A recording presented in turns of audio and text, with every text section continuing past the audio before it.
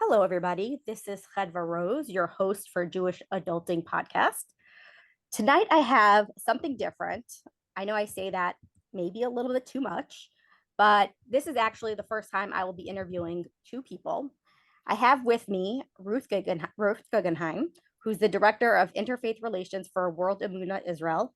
In this capacity, she focuses on building bridges of understanding, respect, and collaboration between the Jewish and Christian communities on behalf of the people of Israel. And then I have Katrina Johnson Smith, who is the founder of the Answer Kingdom Center and the Power and Prayer Assembly. Now, I know that there's more to both of you ladies than what was in this, but I did not want to spend 5 minutes extolling all your virtues and your qualifications. But I think it'll become very obvious over the course of this conversation where everyone stands. So one of the reasons that I invited Ruth and Katrina to join is, as in Ruth's role, I reached out to her and I said, tell me what you do. And she started telling me about her organization. And she started telling me about how she works with other faiths.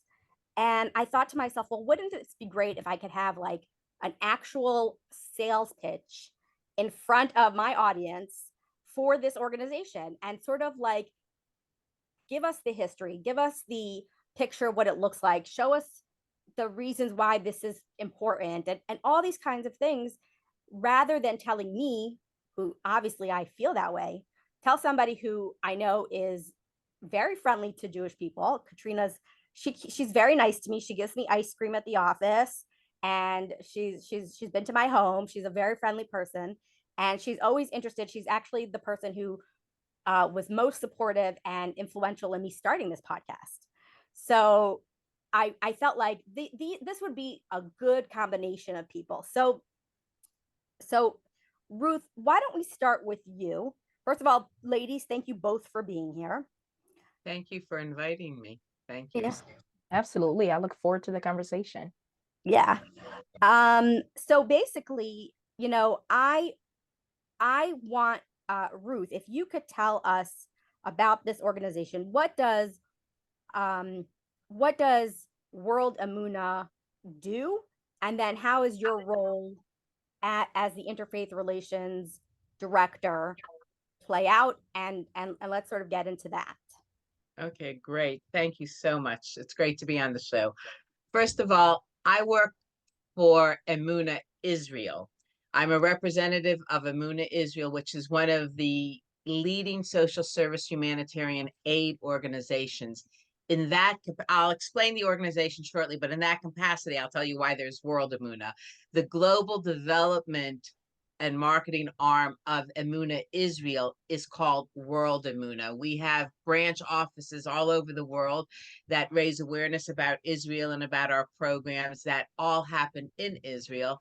So again, I am truly a representative of Emunah Israel on behalf of World Emunah.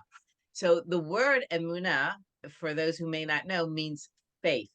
So the organization was actually created in the mid to late 1930s. It began by a group of religious Jewish Anglo women who wanted to save children who, this was right around the time the Holocaust was beginning in the Shoah in Europe. And their goal was to try to take as many young children, they were called kinder transports, that to save children and bring them out of countries that were under the influence of Nazi Germany and starting to turn and then begin the Holocaust. So they tried to save as many Jewish children and bring them to the pre-modern day Israel, because this was in the late 1930s, 1940s.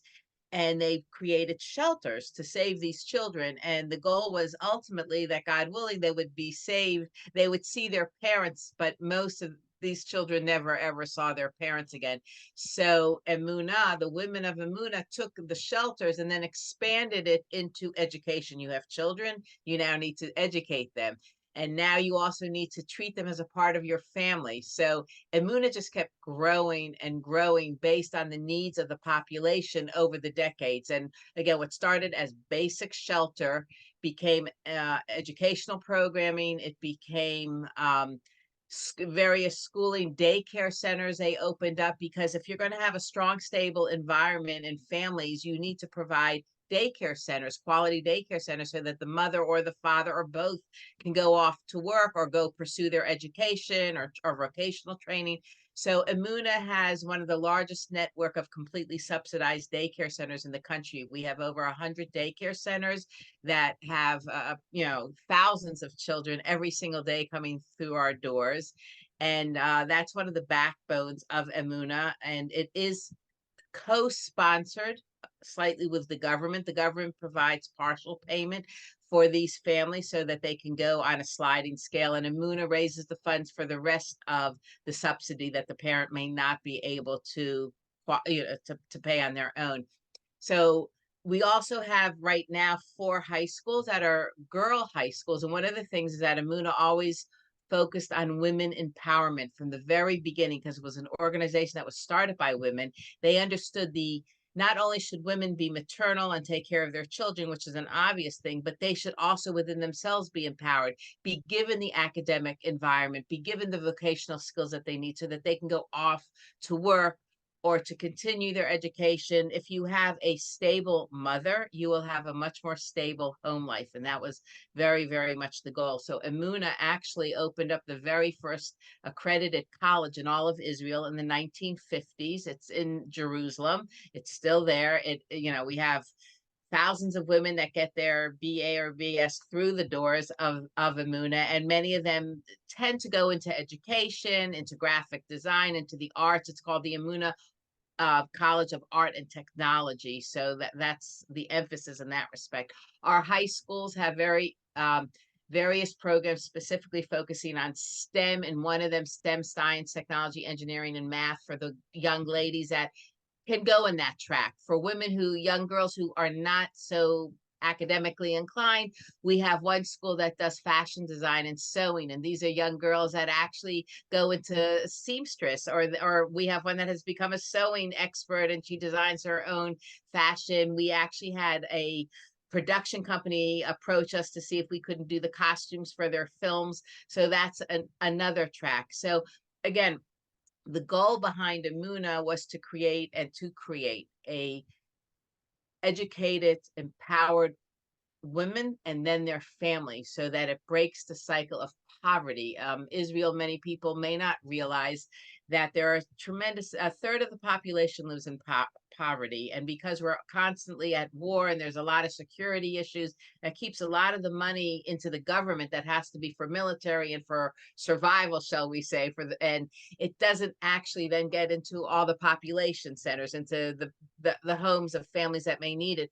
So there is a little bit over a third of the country is considered low income, which most people, again, don't realize. One of the most important things that Emuna focuses on and has for the last 20 years is mental health issues. So Emuna has 13 crisis counseling centers. And these are not just your standard. Everyone may need therapy at a given time in their life, but these are crisis counseling centers that focus on trauma, PTSD, post-traumatic stress syndrome, anxiety, grief counseling, because again, we're a country that is unfortunately under attack many times, or at war. A lot of the people, and at this time now, with what's currently going on in Israel since October 7th, a lot of people, even though we're united and we have faith, we believe in God and that we'll come through this, there's still the day-to-day application that it's hard to be a parent living in a one bedroom hotel room because you've been displaced, because your community was burnt and you no longer have a home, and you've been in this hotel for 9 months. That's going to affect any stable environment, any stable parent. So the crisis counseling centers and the mental health issues are our critical backbone to the society right now, and we are looked at as one of the main providers of mental health support and healing and recovery.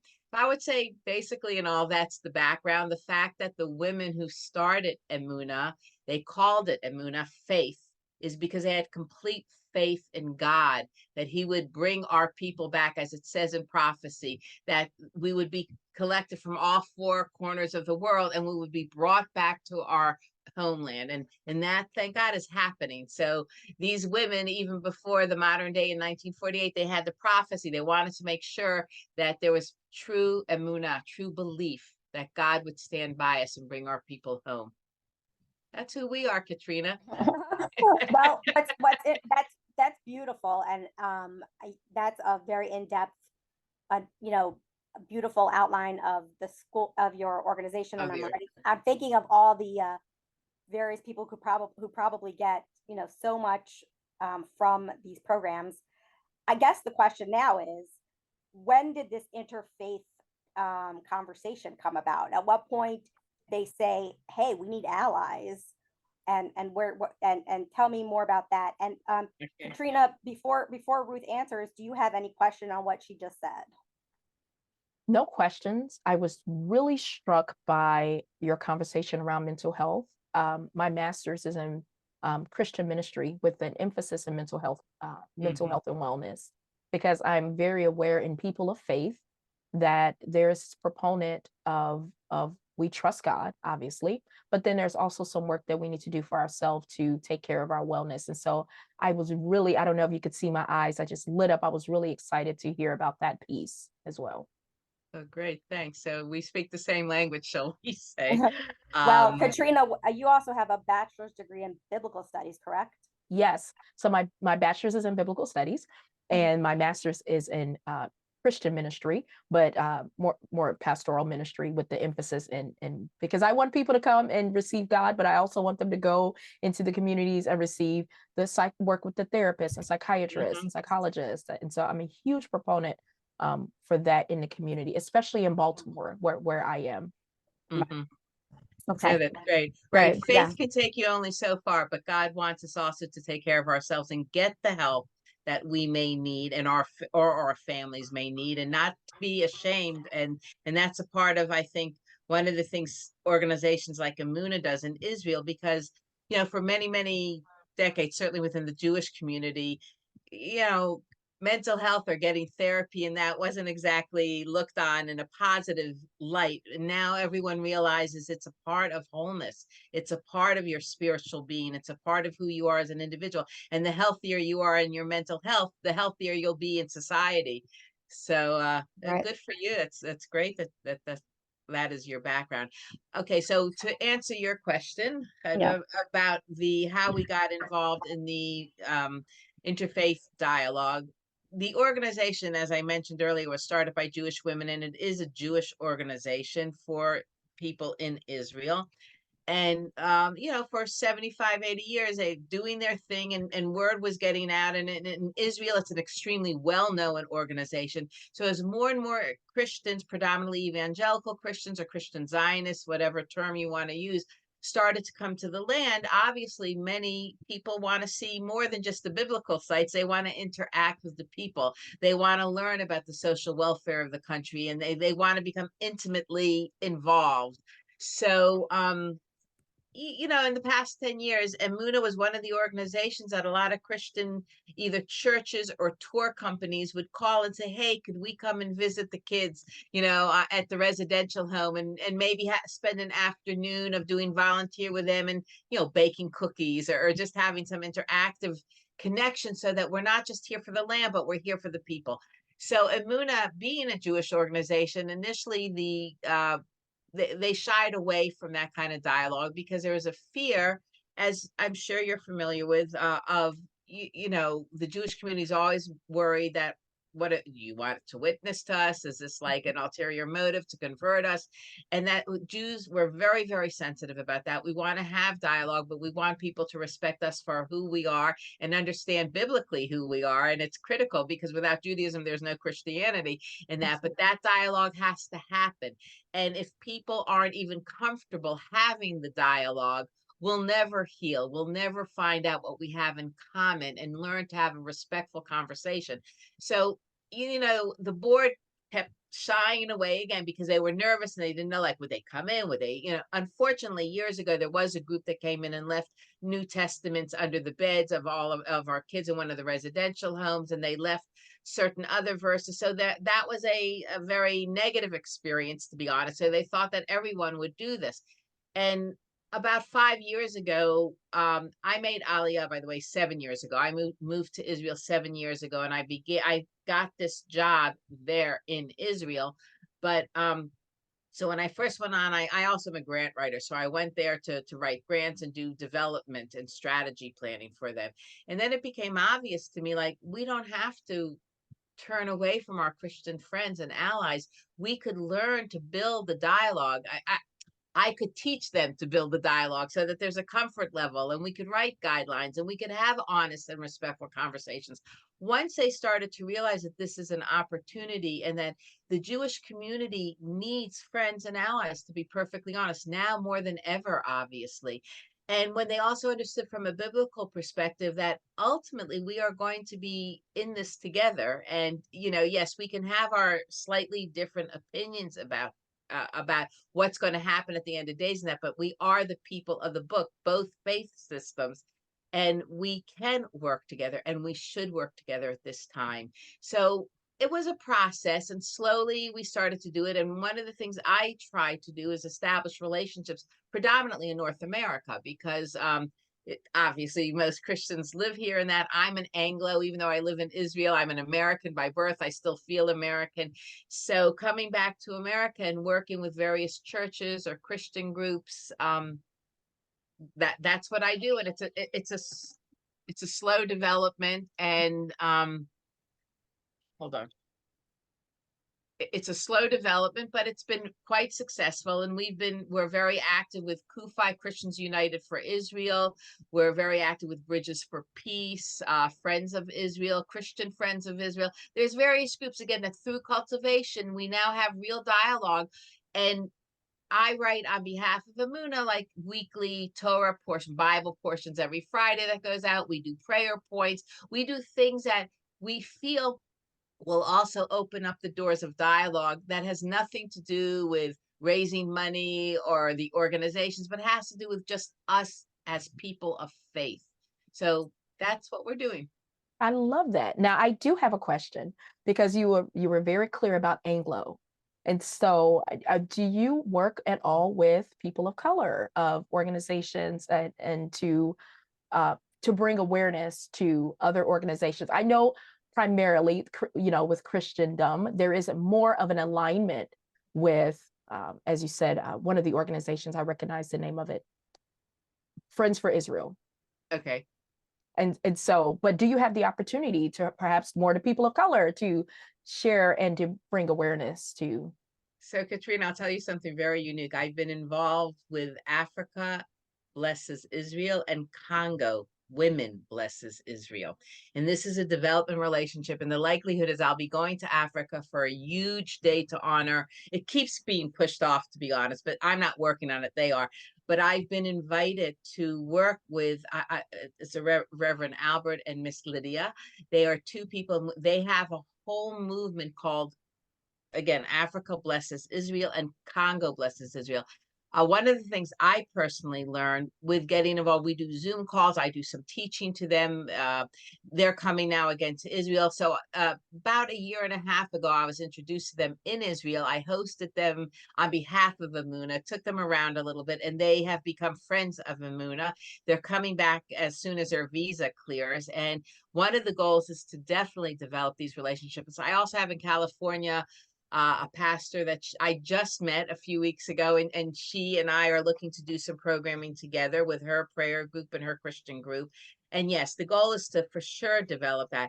Oh, so what I say, one of the things I did not know, people in Africa who are Christian feel very strongly that as soon as the African government denounced Israel years ago and turned their back on Israel, the curse from Genesis 12:3 began, because he who blesses Israel will be blessed. He who curses Israel shall be cursed. So Reverend Albert has explained to me, I didn't know much about the economy there. I know, basic, but nothing really serious. And he explained how things have gone totally downhill. And yet there's so many resources in Africa, natural resources, yet they are not fulfilling their own capacity to develop their resources, and they want to bring Israel. And so they're working now with the government. We got them. They have relationships to bring people who specialize in Israel and agriculture, water development, desalination, and all that. That can really partner with people in Africa who really need some of this technology and education. So through that, I'm now getting much more involved with people of color. So yes, thank you. We'd love to continue this, Katrina, here in Baltimore. Yes. You said, I know a very well-known organization in California, Yvette Flunder, who very well known and is very pro learning, I'll say that. And so very open, would love to bring awareness. And so just this conversation, and I know you have the next question or point, but this conversation is very enlightening to me as a person who there's such similarities between Christianity and Judaism that I talk about at work. Where I work, I'm surrounded by people of Jewish faith, and I recognize and they allow me the opportunity to ask and to answer questions. And so I'm looking forward to some of these questions on the table to see how we align. Thank you. Yes. So actually, I was gonna sort of jump in and say, you've been very friendly to your Jewish colleagues.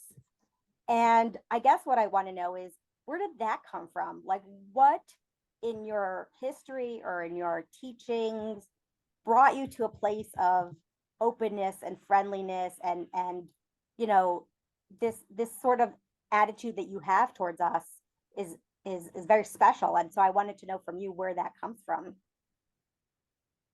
So it started when my first company. And so I recognize that every company I've worked for, aside from myself, has been Jewish owned, and varying degrees of, I've worked with religious Jews, Orthodox Jews, modern Jews, conservative Jews. And it has always been one of the things we discuss privately is we identify that there are still places where we both experience judgment and discrimination.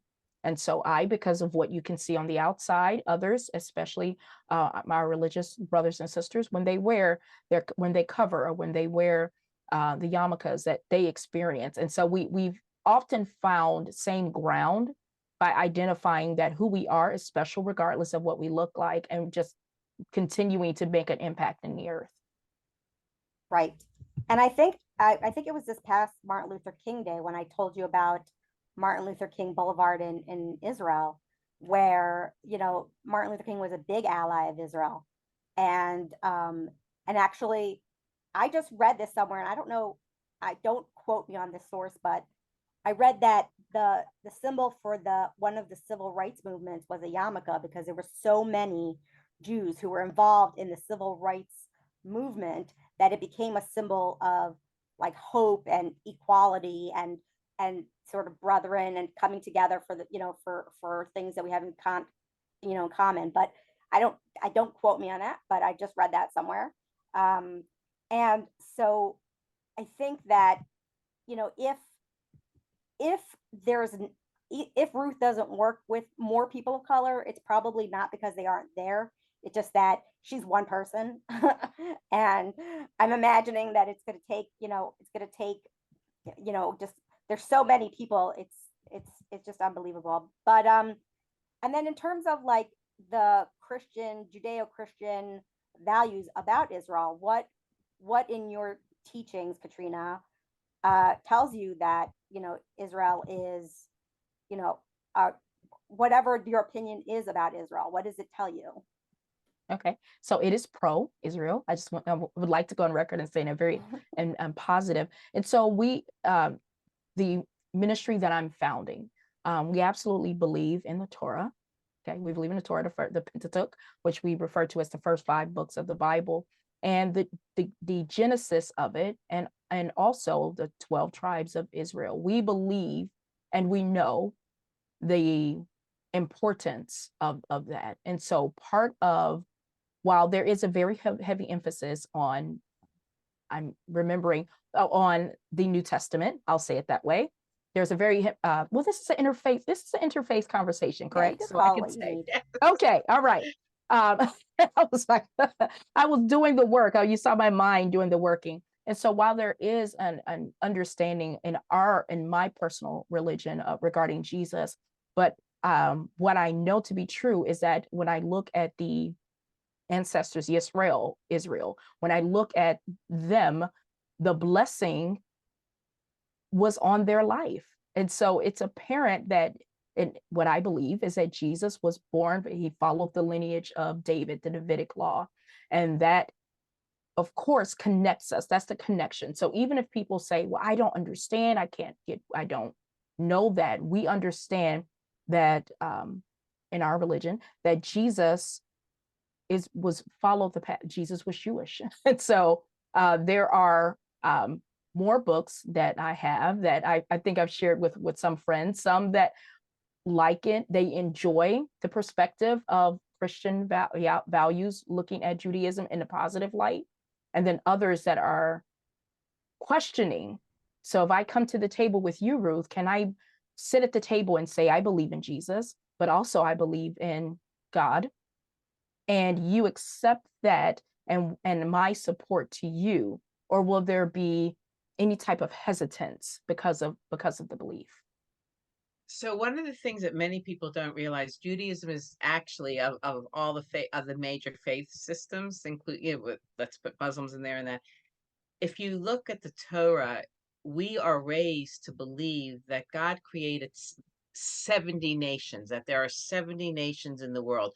We know that when Shlomo HaMelech, when King Solomon dedicated the temple, when he was done building it, okay, and we have this from Kings and that, he actually made 70 sacrifices. There were actual sacrifices given on behalf of the non-Jewish, the Gentile nations.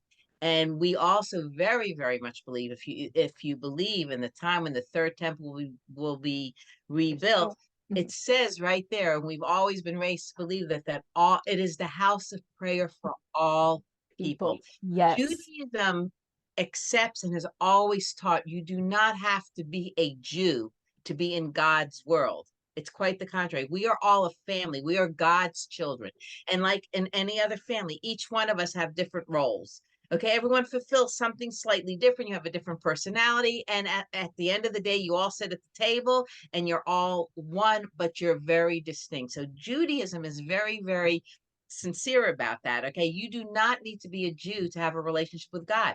However, many other religions believe you need to be that religion or to be believing in their faith system to be saved or to be a part of the kingdom to come, and that's not Judaism at all, and that's not God's Torah. Because again, if you read the prophets, you see that there's places throughout for the other nations. We bless them. Do you know, even on Yom Kippur, the holy say, we still to this day we bless them. Okay, so that shows a very unique perspective that most people don't know. Again, most people don't really know the Torah. They don't really study the Bible accordingly. And they look, it's kind of like a lot of stuff, with all due respect, are taken out of context. That's from the Tanakh. It's not just the Tanakh is the Torah, the 5 books of Moses.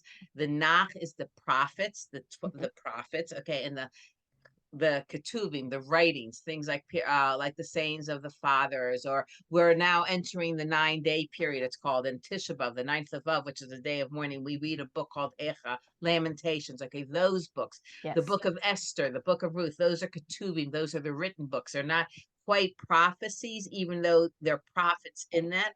So in the Tanakh, it always talks about other religions. And again, we don't believe in the idea of saved. We're all saved. We're all God's children. Absolutely. So so yes, you could say, and we can respect who you are. The thing that is just upsetting to Jews, again, is if people of other faiths say we've got to be like them.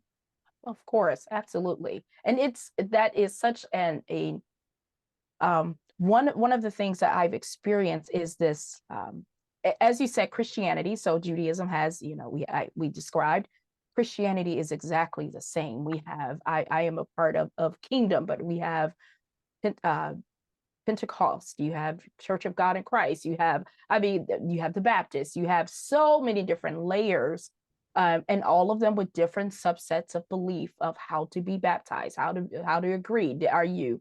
And so it is so refreshing to just hear we believe in God. We're all God's people. We're all God's children. And in a world that's filled with so much turmoil, regarding life itself, it is so refreshing to hear that people can still sit down and have a conversation and say, at the end of the day, we're all God's children and we support life. And we're looking for you to partner with us, to be allies with us, to agree that life has to be preserved. And so I'm super excited to hear that point of view. And I'm sure it's been said to me throughout many years at work and with different individuals. We just don't get this in depth in our conversation. Not even just in depth. Again, the Jewish community has we have baggage, we have things that a very painful history that was caused on many levels because of church teachings, the Catholic Church and that. And it's hard to heal from that and to trust again. I mean, you're mental health, so part of trusting again, it takes time and it takes healing, but we're in that time, as I know Christians use the term season, we're in that season that it's critical now to re-examine that. And again, the first thing is, regardless of Jesus or not, we all believe in God, the Father, as you would say. So that's the important thing. Our Father is one and the same. Correct. Absolutely. And even I'm glad you brought up Catholicism, because that is still another, I'm a Christian, but I'm Catholic. And then to be Catholic, I am Protestant. To have these different, it's almost like it's a segmented down to the segmented way or view of looking at how you believe versus just gathering under the umbrella of we're all God's people. Yeah. Right. What I have found interesting is with there's a lot of movement in the Christian church, okay, not the Catholic Church per se, because many of them still believe in replacement theology. Yes. But in the Christian church, in terms of what I would call the Hebrew roots movement, or the return consciously to the original text from the Tanakh, from the Hebrew scriptures, and say like, wow, it doesn't seem like, really, even if we do believe in Jesus, that he really said we shouldn't do this or that. Like, so there's a certain awakening I have found, at least people I've worked with or we've had classes together, a dialogue, where they want to explore the original roots from the Torah, what God told us to do, and then incorporate that within the church where it's appropriate. So that's been an awakening. Like I have, people I know or friends or colleagues that have definitely started to, do more of the Jewish it's not the Jewish holidays, it's the biblical holidays, The okay, biblical or feasts holidays. and that. Yes. So, but that was not for 2,000 years. So that's definitely like a swing, a transition for many of the churches. Absolutely. I believe it was this year. Oh, go ahead. I believe it was this year. So I've been paying attention to, as the year transitions, understanding when the new year happens, and really focusing on what the new year means. What is that bringing to the earth? Because I believe that the Hebrew calendar, that's God's calendar. I do believe that. And so I am always very interestingly following the holidays, not just because at work that may mean that I am present while my brothers and sisters are off spending time with family, but also because I truly believe that is the movement of God is in that Hebrew calendar. Oh, beautiful. Katrina, I'm just curious, in this sort of tense climate of pro-Israel, have you ever come across like people who are critical of your pro-Israel views, and how do you handle that? I have just today, actually. And it is clear to me that there's always divide, even right now, in of course in the United States there's divide politically, and the divide that I have been, or the conversations that I've been privy to, is regarding land ownership. And perhaps you all and people are very focused on the actual land itself and not who the land was promised to. And so I said, okay, so you are pro this group. what has happened? What are you connecting with that makes you feel as if this group should have the land that's already there and assigned to this people? And I did not get a straight answer. What I did get is I don't want to have this conversation anymore. And so I don't know if that meant Well, because the reality is most people don't know the facts, and in today's generation don't even yes, want to study the facts. Not that mistakes haven't been made, but there are facts that are out there. Most people, the average American for sure, even over the age of 45, but for sure the average American across the board under 45 and under has absolutely no idea what the Oslo Accords meant. What happened in 2005? In 2005, every Jew left the Gaza Strip. We have not been there since 2005. Not only that, on the entrance points it says no Jew allowed. You could be killed. That's on their borders. But people, you ask people what was the Oslo Accords, whether you agreed with it or not, whether the fact that in 2005, the Gush Katif, the whole neighborhood communities were turned over because at that time, the government believed land for peace. They would do anything to have peace in the land. If you know what the intifadas are, or you follow terrorist attacks that happen every single day in Israel, I'm not even talking about since October 7th, every day for 40, 50 years, there are terrorist attacks. So it meant so much to Israel to try to have safety and security for our citizens that the Oslo Accords were worked on, and all that whole Gush Katif, that whole Gaza environment, which had Jews. It was a totally settled community. They gave everything over. They gave over all their farms and all their infrastructure, all their buildings. The Ghazians came in, or whatever you want to, the Arabs who moved in right away destroyed all the infrastructure that was given to them. And then they built up, and then Hamas became the government. And that really turned things quickly. But you ask anyone, do you know about the 2005 Oslo Accords, or do you know that the Jews don't even live there? You're talking about occupation. We don't live there. well, Ruth, we're in a snippet society. So if it's not 30 seconds or less, we don't get it. We don't retain it. We're headline driven. And so it was key. And obviously they didn't want to have the conversation with me. And so that meant, either they felt unprepared for the conversation or they wanted to just strike a hot button. People really just want to find out, what do you know? What do you believe? So they can find an argumentative point. So Yes. there was a lot of videos actually done around on college campuses. We're talking college kids. So these are supposed to be academically intelligent, like above the average. And there are videos all over YouTube. So there are guys who Jewish kids who would go around and say, okay, do you know what river? Do you know what sea? Do you know this? And they don't. They don't. And that's, again, I think we owe it to ourselves, regardless of what's going on politically. We just owe it to ourselves to know facts and not go by these snippets and these the media is so misleading all the way around. Absolutely. I think yeah, go ahead, sorry. Beth, So I think we could really have a whole nother conversation about this. I don't want to lose because I've already taken almost an hour of your time.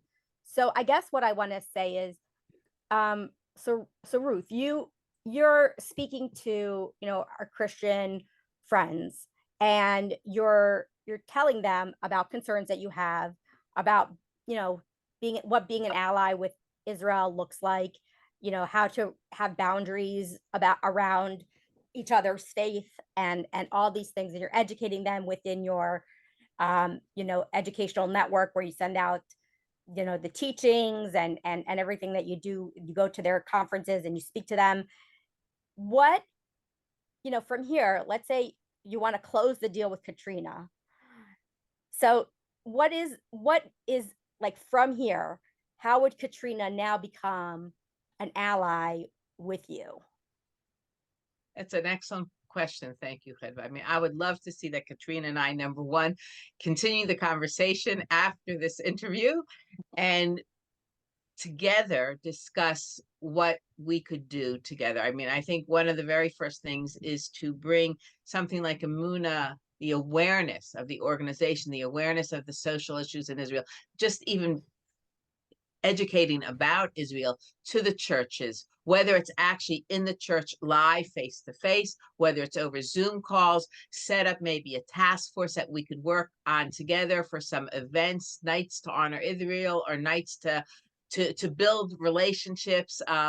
Katrina, one of the unique things that we offer, I don't know if you're familiar with challah, the bread challah. So Absolutely. baking challah in the Jewish community, there's a lot of what's called challah baking. Okay, women get together. It's fun. You take your daughters, or it's usually a women thing, but you could do a whole family thing too.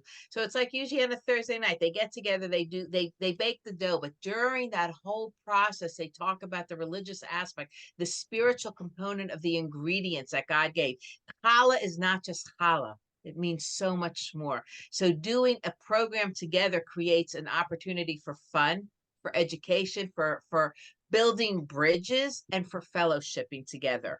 And we have the booklets for it and everything. I would love to explore with you what your community, what your members may want, what we could do together. But I think it starts with just slowly developing relationships, emails, and we would love to see if anybody comes to Israel to invite you as whether an individual or as a group church and that to come, and we would be happy to host you and show you around not the Amuna projects, and then there's obviously the country to see. Right.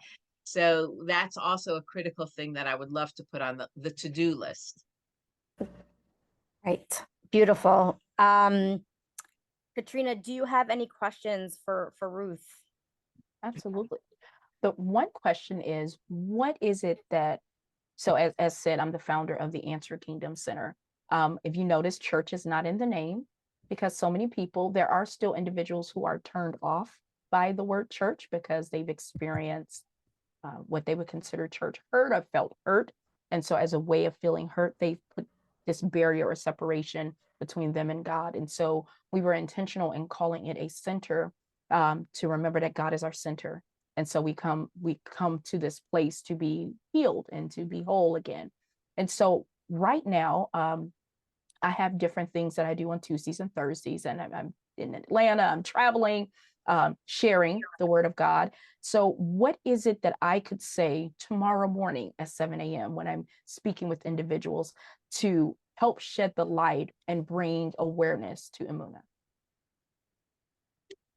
I would suggest that you say, hey, I just had this amazing conversation with this woman from Israel who lives in Israel and who is, would love to build bridges within our fellowshipping and our faith systems. And I would love to introduce her to you guys, and maybe we could set up a Zoom call, an informal Zoom call. And that would be the first thing I would say.